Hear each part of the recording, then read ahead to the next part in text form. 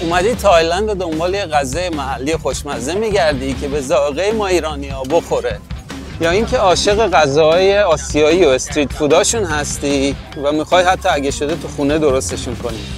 امروز میریم سراغ یکی از خوشمزه هاش که یه سرگذشت جالب و شنیدنی هم از گذشته های دور داره.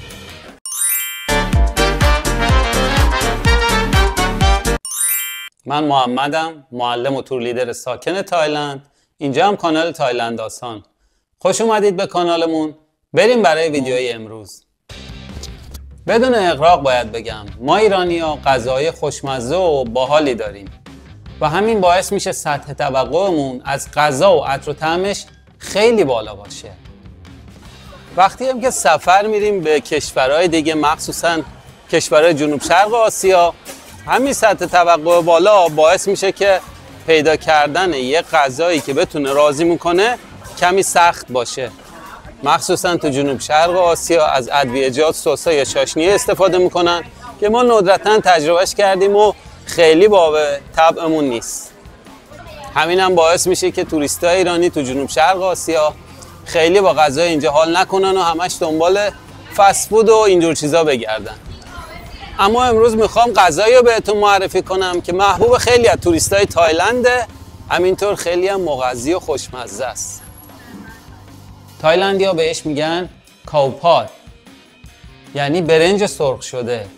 اما واقعیتش رو بخواید، کاوپاد اصالتاً برای تایلند نیست. پس از کجا اومده؟ هیچ مدرک و سند تاریخی دقیقی نداریم که بگه اولین بار کی این غذا رو درست کرد. اما میخوام با هم بریم به 1400-500 سال پیش به یه رستوران محلی توی شهر کوچیک تو چین قدیم. توی چین قدیم، توی شهر کوچیک، یه خانم و آقا یه رستوران داشتن و هر روز غذا درست میکردن و به مشتریاشون میفروختن.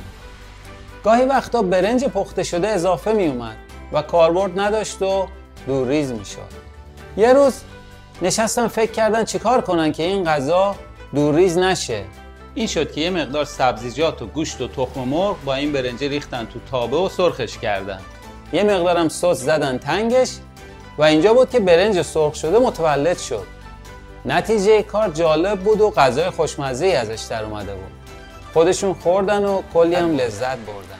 از اون به بعد هر موقع برنج اضافه داشتن این قصه تکرار میشد.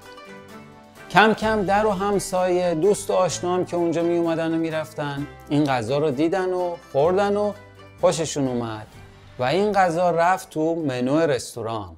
طولی نکشید که این غذا شد غذای مورد علاقه مردم اون شهر. این روش استفاده از غذای فروخته نشده مغروم به صرفه بود و غذای خوشمزه‌ای هم ازش در می اومد. این شد که کم کم روستاها و شهرهای دیگه هم این روش رو یاد گرفتن و به کار بردن و اون غذا شد پای ثابت رستورانا. اما جالبتر اونجاست که کم کم این غذا به دربار پادشاه ها هم راه پیدا کرد و شد یکی از غذاهای مورد علاقه خانواده های سلطنتی. اما اینجا آخر کاره، برنج سرخ شده نبود و این خوشمزه راهش رو به طرف کشورهای اطراف هم باز کرد. مهاجرای چینی این غذا رو با خودشون به کشورهای اطراف بردن و این غذا اونجا با ادویه‌جات و سلیقه مردم محلی کمی تغییر کرد و باب طبع مردم کشور میزبان شد. امروزه نسخه‌های محلی شده این غذا رو تو کشورهای مثل ژاپن، تایلند، مالزی، اندونزی، فیلیپین میتونیم ببینیم، اما خیلی شبیه به هم نیستن.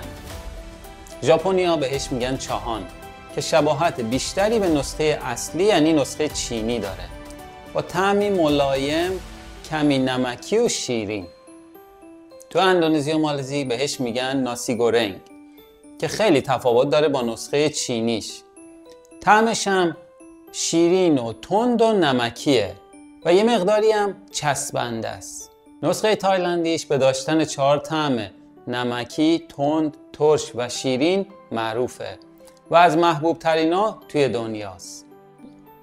فیلیپینی هم بهش میگن سینانگاد که عمدتاً تو وعده صبحونه ازش استفاده میشه و شناخته شده است به خاطر طعم سیر و تند بودنش. این از بقیه ورژنا ساده تره.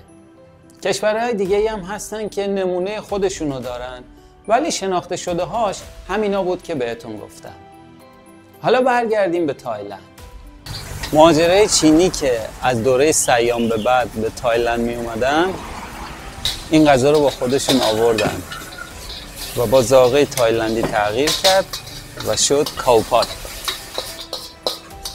اما اگر دوست دارین آموزش برنج سرخ شده تایلندی رو ببینید، ویدیو بعدیمون در همین مورده. کانال تایلند آسان سابسکرایب کنید، زنگوله رو هم فعال کنید. کاو یعنی برنج، پاد یعنی سرخ شده. کاوپات به تنهایی برنج و سبزیجات و تخم مرغه. اما اگر اونو بخواید با پروتئین حیوانی سفارش بدین، چند تا گزینه داریم.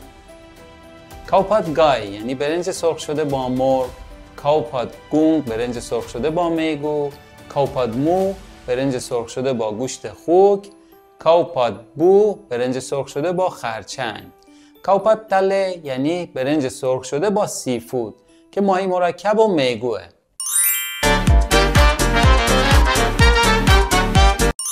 خیلی ممنون که تا اینجا با ما بودید. امیدوارم که این ویدیو مورد توجهتون قرار گرفته باشه. تا ویدیوی بعدی